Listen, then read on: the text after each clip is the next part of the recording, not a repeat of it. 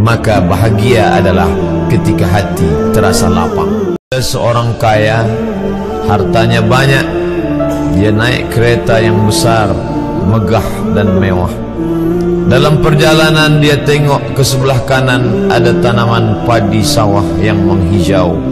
Di tengah sawah, suami sudah menunggu makanan siang tiba. Apa kata orang kaya dalam kereta? Oh, bahagianya petani. Di tengah perutnya lapar, istri dan anaknya datang. Makanan tiba pada waktunya. Air minum dapat menghilang dahaga. Lapar hilang, rindu pun sirna, karena istri dan anak ada di sekitar dia. Bahagianya menjadi petani, kata orang kaya dalam kereta. Masa orang kaya berpikir bahwa dia tidak bahagia? Si petani yang bersama anak di pondok tua itu pula memandang orang kaya di atas kereta. Apa kata dia? Betapa bahagianya orang kaya naik kereta, sedangkan aku hanya duduk di pondok yang tua. Maka pada hakikatnya manusia ini dua-duanya tak bahagia. Lalu sebenarnya bahagia itu di mana? Ada seorang anak yang sedang belajar di college university. Maka dia berkata, alangkah bahagianya kalau saya dapat BA. Selepas dia dapat ijazah BA, lalu dia berkata, aku tak bahagia. Alangkah indahnya bila dapat master. Manakala dia dapat master, dia berkata, oh, betapa bahagianya kalau dapat PhD. Selepas PhD dia berkata, susahnya PhD, belum juga dapat kerja. Selepas dapat kerja dia berkata, alangkah bahagianya kalau menikah. Selepas menikah dia berkata, aku tak bahagia sebab orang selalu tanya, dah punya anak apa belum? Selepas punya anak, dia pula berpikir untuk menikah sekali lagi.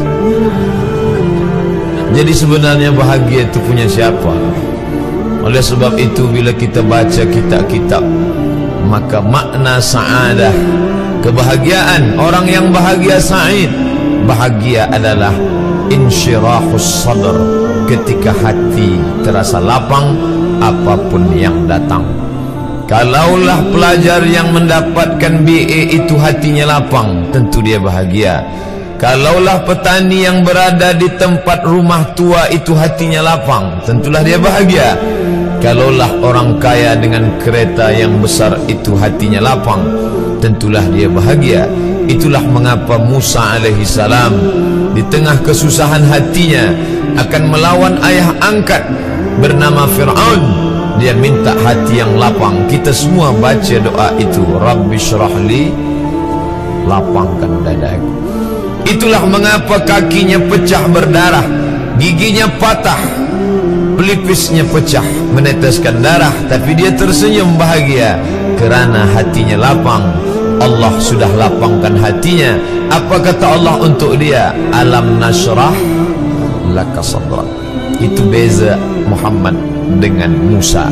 Musa meminta, Rabbi shrah li sadri wa yassir li amri wahlul 'uqdatam min lisani yafqahu qawli. Sedang Muhammad tidak meminta. Belum meminta, Allah dah bagi pada dia. Apa kata Allah?